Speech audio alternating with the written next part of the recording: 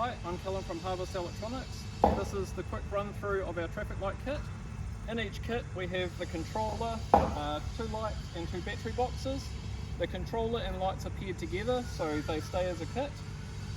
The controller and battery boxes have the chargers built in, and we expect you to charge them overnight. Run time is around 30 to 40 hours per kit, but for safety's sake it's best to charge them overnight. I'll run you through setting up the lights now. So in each light box we have the light and the stand, with the stand clipping on, and then for normal use you would set the pin through this hole to set it to the legal height. For the demo I'm just going to leave it at its lowest height.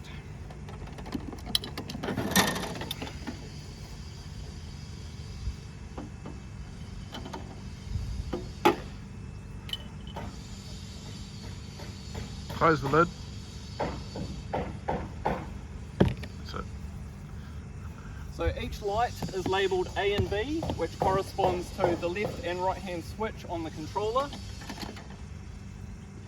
So when you're setting up on site, you essentially choose your left and right hand side, and from there it's simply switching each one on, as you'll see in a moment. Or switching each side to green.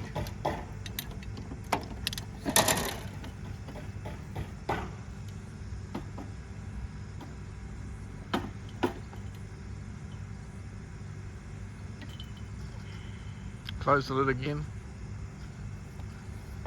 So now they're plugged in, we'll come over to the controller, and inside we have a few switches. Namely, we'll turn it on. We also have, as this is starting up, a flashing amber button, so during operation you can change it to flashing amber. Mute, when there's a fault we have an alarm inside, so for low battery or poor signal that will go off and you can mute the alarm. And reset, which will restart the startup sequence. So the lights have gone through their startup sequence and are now on red as we have the switch set to the middle. And can simply set it to one side and we'll go green, and to the other side it will switch through.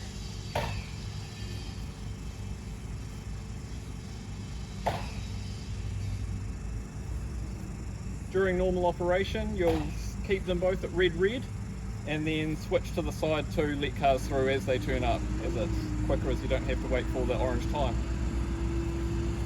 But very straightforward to set up and use. On the controller we have simple LED indicators for poor signal and poor battery to give an indication to the user setting up.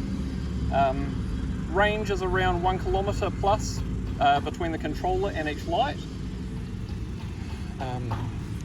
If the person operating them can't see both ends, he needs to go to one end and use a CB radio to talk to the person at the other end.